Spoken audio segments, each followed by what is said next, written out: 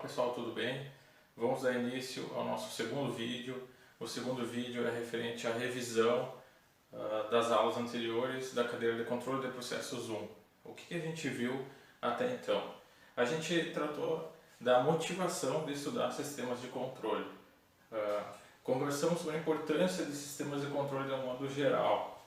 Falamos de sistema de controle aberto e sistema de controle fechado. Um sistema de controle aberto e sistema de controle fechado pode ser dado exemplo como segue. O sistema de aquecimento, né, quando você tem um aquecedor elétrico, agora que vai chegar o inverno, tu pode programar o timer dele para desligar. Lembra que eu falei até na aula brincando que se tu deixar tudo fechado e o timer não funcionar, vai ficar queimando o ar ali e você pode morrer sufocado, né? Então tem que confiar no timer. Então como é que é o sistema aberto? Só programa ele e ele não entende se está mais quente ou mais frio, ele não entende se você está morrendo, né? Esse é um sistema de controle aberto, né? A Laura falou do exemplo na aula passada do carro, né, com o piloto automático, que no caso é o sistema de aceleração, né, e controle de velocidade, né? Então você programa lá que andar 100 km por hora e anda 100 km por hora, só se você frear, né, que aí você como ser humano vai estar comandando para parar. Mas se não tiver nada na frente, ele vai regular a velocidade em subidas e descidas a 100 km por hora. Outro exemplo desse sistema de controle aberto aqui eu coloquei alguns carros batendo, né, porque está faltando uma sinaleira ali. Aí lembra que eu falei para vocês que a sinaleira, quando ela está aberta, passa esses carros aqui e isso é fechado. Só que a sinaleira não entende se aqui está lotado de carro e aqui não. E ela teria que abrir aqui e aqui ela fechar. Então ela não consegue entender isso, né? Então por isso que ela é um sistema de controle aberto, só com timer, né? É um sistema de controle fechado, é o nosso único exemplo pequenininho aqui, é uma pessoa tomando banho, vocês lembram que aí eu regulo a vazão do chuveiro, né? Para poder ficar mais quente ou mais frio. E aqui eu coloquei o carro do Uber, né? Que o carro do Uber ele consegue por satélite, por mapa, se dirigir sozinho, né? Até recentemente teve um caso que um carro passou numa sinaleira vermelha. Então vocês viram que pelos exemplos que para sistema aberto eu tenho o ar-condicionado, o timer, o ar-condicionado tem timer, até a Laura deu a opinião de o piloto automático, né, controlado pelo próprio carro quando você fixa a velocidade, a sinaleira. Então é um sistema de controle aberto. Para sistemas de controle fechado, eu coloquei como exemplo aquele ato de tomar banho, né? Aquele ato de tomar banho e você sentir que a temperatura está fria ou quente, e a partir disso você consegue regular, né, a vazão da água e assim consegue regular a temperatura. Então qual que é a necessidade de sistemas de controle? A gente trabalhou com necessidades de sistema de controle e usamos um exemplo, né, que é o fluxograma geral para a produção de etanol de primeira geração. A produção de etanol de primeira geração pode ser representada pelo fluxograma que está na apostila de vocês, e eu fiz ele aqui rapidamente para a gente poder relembrar, né? Então em um eu tenho uma entrada de cana-de-açúcar, em dois eu tenho uma entrada de água, né? A cana e a água vão passar no moinho, na moenda, né? Aí vai sair a garapa, né, que é o caldo rico em açúcares. Esse caldo rico em açúcares vai para o fermentador recebe o inóculo, que é um micro-organismo. Depois de fermentado, vai sair o caldo fermentado. Entretanto, o caldo fermentado ele tem etanol e outros compostos, que são impurezas indesejáveis, né, no etanol. É passado na coluna de destilação, aqui. Na coluna de destilação eu tenho uma entrada 6 de vapor e uma saída 7, que é para aquecer a camisa da coluna, para a coluna ficar aquecida. Eu vou ter uma saída de resíduo, que são as impurezas, que tem menor volatilidade, e uma saída por cima do meu vapor, né, com rico em etanol, né, onde passa por um condensador, né, que tem uma corrente 10 gelada e uma corrente 11. E esse condensador vai fazer com que esse etanol vapor vire um etanol líquido, né, um etanol concentrado. O que eu queria enfatizar para a cadeira de controle, para a nossa disciplina, é que em cada etapa desse processo é importante levar em consideração algumas variáveis de entrada. Por exemplo, no fermentador, em alguns processos, algumas indústrias, a temperatura de fermentação tem que ser controlada. Então, para controlar a temperatura de fermentação, nós teríamos que ter uma corrente numa camisa, né? Então, se eu copiar aqui, nós teríamos que ter uma corrente na camisa. Deixa eu pegar aqui essa, que conseguisse entrar um etanol ou um etileno glicol com uma temperatura baixa e saísse, né? E ele ia roubar o calor, né? Para poder manter a temperatura no fermentador. Entretanto, vocês observem que dependendo da condição climática, dependendo da quantidade de matéria-prima que está entrando no fermentador, esses fermentadores ficam expostos ao ambiente, né, ao ar livre. Então, as oscilações térmicas são muito grandes e assim é necessário conseguir controlar a temperatura do meio que está dentro na fermentação. Então, vocês têm que controlar a entrada da vazão de etanol ou etileno glicol, que é o fluido refrigerante, ou controlar a entrada no sentido de controlar a temperatura dele. Então, são variáveis que podem ser manipuladas, né, esse fluido refrigerante, a vazão e a temperatura dele, para que o processo ocorra de uma maneira correta. Se eu parar dessa etapa e ir para a etapa da destilação, tem inúmeros parâmetros que eu tenho que controlar numa coluna de destilação para evitar que ocorra inundação ou para evitar com que eu tenha um vapor com menor pureza, né, com menor quantidade de etanol, né? Então aqui eu tenho variáveis que eu tenho que controlar para que o processo ocorra de uma maneira mais correta. No condensador, se eu tiver com uma vazão baixa de fluido refrigerante e uma temperatura alta, eu não vou conseguir condensar da maneira com que eu consiga tirar o teor próprio de etanol, né? Então aqui é só uma representação básica do fluxograma, né, de etanol de primeira geração, e vamos seguindo a nossa aula.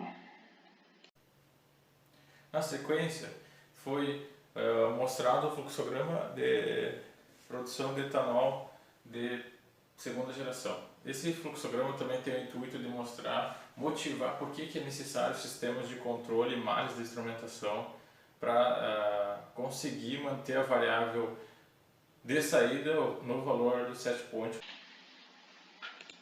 Então, podemos mostrar aqui o exemplo da produção de etanol de segunda geração. Então, nós estávamos trabalhando com etanol de primeira geração. E o etanol de segunda geração nada mais, nada menos que provém do resíduo, né, que sai no processo de moagem, né, na moenda ali de cana-de-açúcar.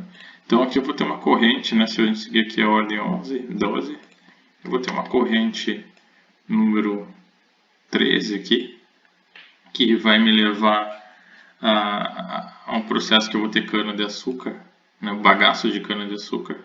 Então se eu pegar aqui o número 12 e multiplicar aqui e copiar, então eu tenho a corrente 13, que seria bagaço de cana-de-açúcar.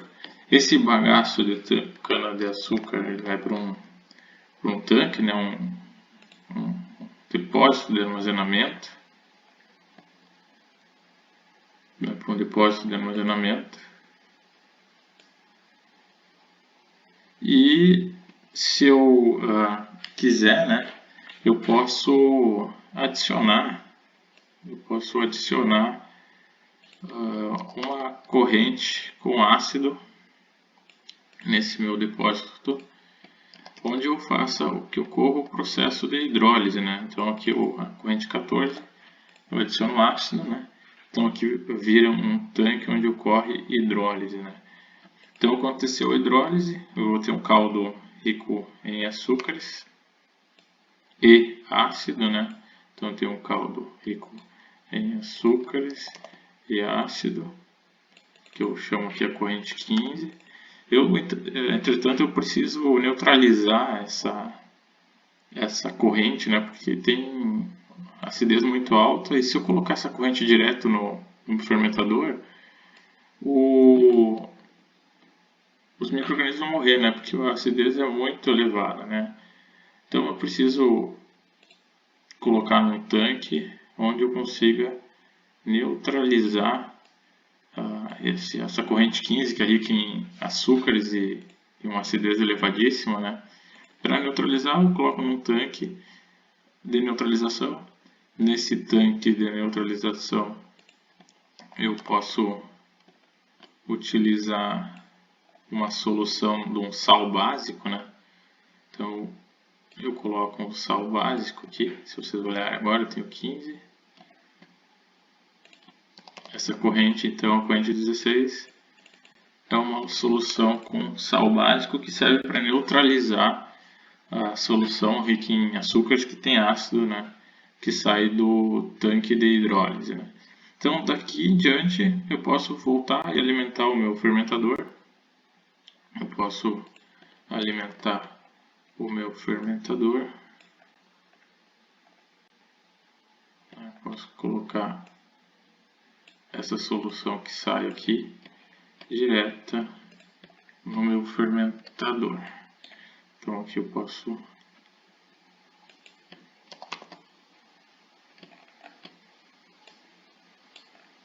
fazer aqui para vocês. Então aqui sai a corrente. Essa corrente é a corrente 17. Então corrente 17. E a corrente 17, ela é rica em açúcares e já neutralizada, sendo possível colocar ela no fermentador direto para aí continuar o processo como realizado anteriormente.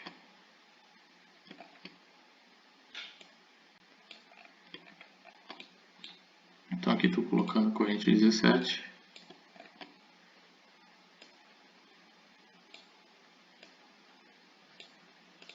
Só para que vocês entendam. Então, o etanol de segunda geração ele é feito, né, a partir do resíduo do bagaço de cana-de-açúcar. Esse bagaço de cana-de-açúcar ele reage junto a uma solução ácida que alimenta esse tanque. Então aqui ocorre a hidrólise. Ocorreu a hidrólise, sai, né, corrente 15, uma solução rica em açúcares e com uma acidez elevada, que não pode ser colocada direto no fermentador. Então, dessa forma, tem que ser colocado num tanque onde se realiza a neutralização. Então, na corrente 16 eu tenho uma solução básica, né, de um sal básico, e aqui eu vou produzir uma corrente 17, já que pode alimentar diretamente o meu fermentador. Se eu for pensar esse tanque de hidrólise ácida, a hidrólise ácida é favorecida se for diluído o meu ácido, principalmente quando as temperaturas são elevadas, né? Então esse tanque aqui teria que ter uma camisa, né? Uma camisa que alimentasse ele. Né? Vou pegar aqui uma flecha ou outra e copiar. Então teria que ter uma camisa com vapor entrando aqui.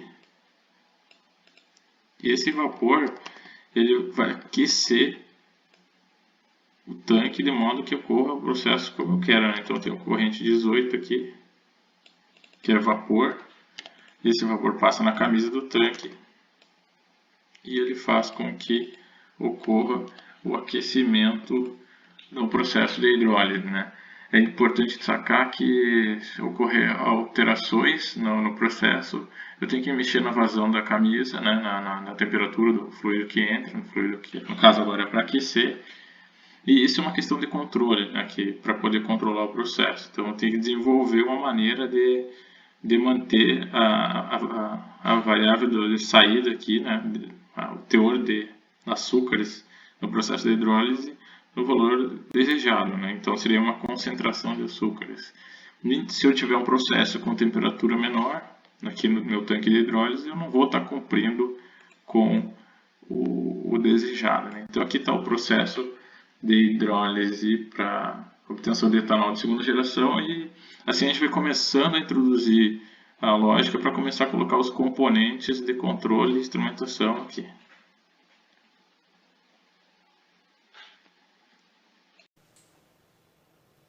Também vimos o exemplo da cerveja, né?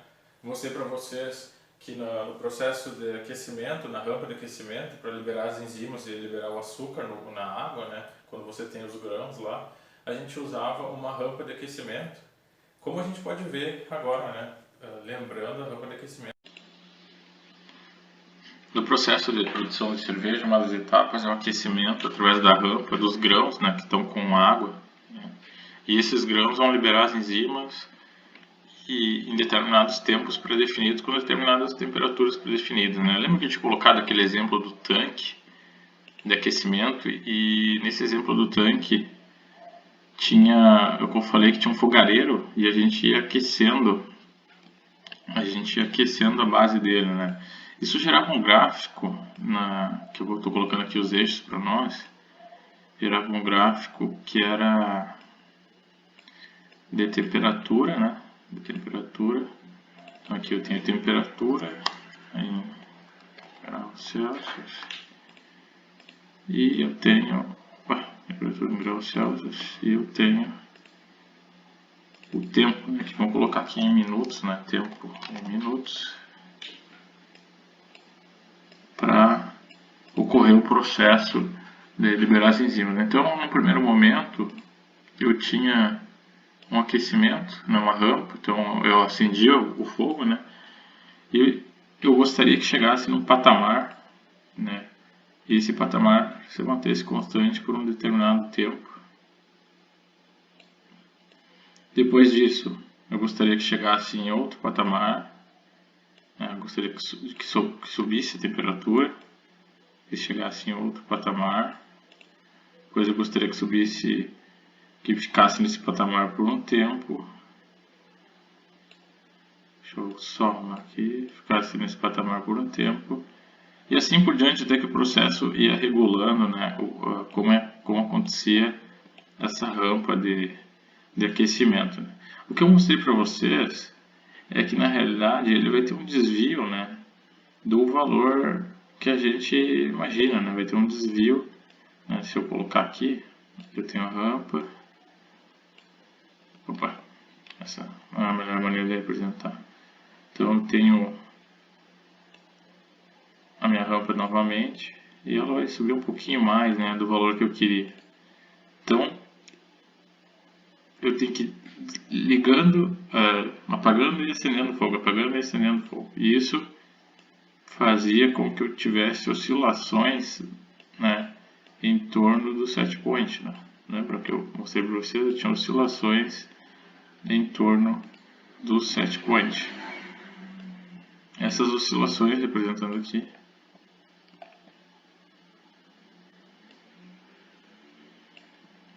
elas eram indesejáveis, né? Indesejadas. E eu mostrei para vocês, e até vocês deram sugestões de como poderiam evitar essas oscilações, ou diminuir a amplitude dela em torno do set point, né? Então elas oscilam em torno do set point.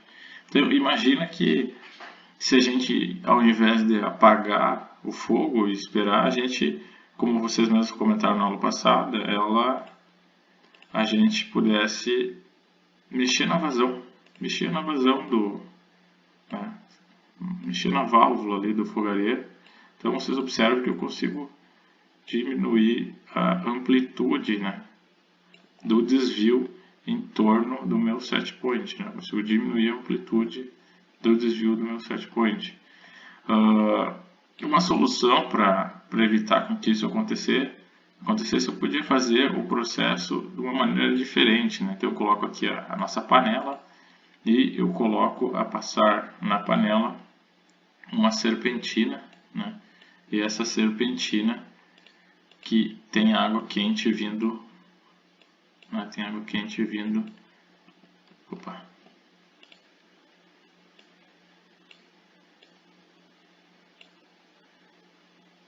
então tem água quente vindo aqui,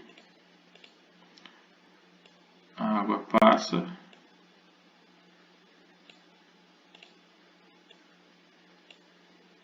aquece o sistema,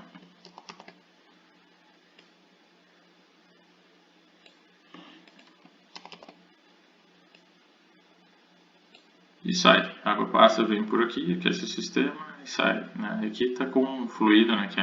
Que é o nosso caso. Então, vamos dizer que a temperatura começou a subir muito rapidamente.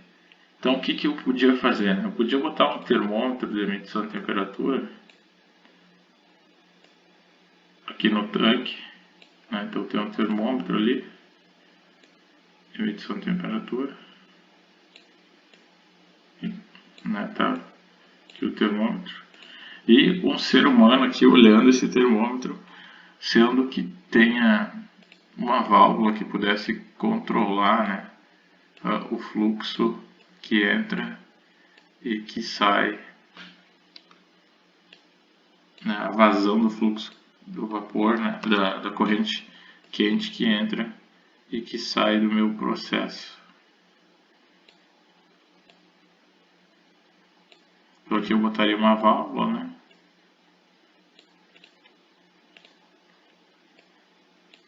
Aqui é só a simbologia de uma válvula. Uma válvula de controle manual.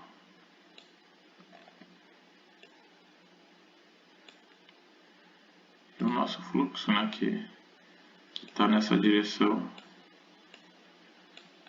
Então aqui eu teria um sistema, né? E vocês concordam que quando eu fecho a válvula ou abro, eu consigo melhorar a sensibilidade do meu processo, eu consigo fazer com que esse controle de temperatura fique mais fino, né? Fique com uma sensibilidade melhor, né? Mas aí então eu vou ter que estar aqui, né? Eu grande ali, olhando, opa, tem eu aqui uma versão mais fácil, né? Então eu vou ter que estar eu aqui olhando para o processo e controlando a válvula. Então meus olhos olham para o processo, veem a temperatura, percebeu que a temperatura está muito baixa, eu aumento a vazão abrindo a válvula, né? Então aqui começa a primeira relação de controle de processos, né, que eu comentei bastante na aula anterior com vocês. Então seguimos na sequência. Então assim a gente fecha a nossa revisão referente a motivos de estudar sistema de controle e instrumentação, né? É uma revisão simples, né, baseada no que foi dado na aula, que foi muito mais detalhado. Então a gente segue na sequência, estudando sistemas de controle e aprofundando mais o nosso assunto.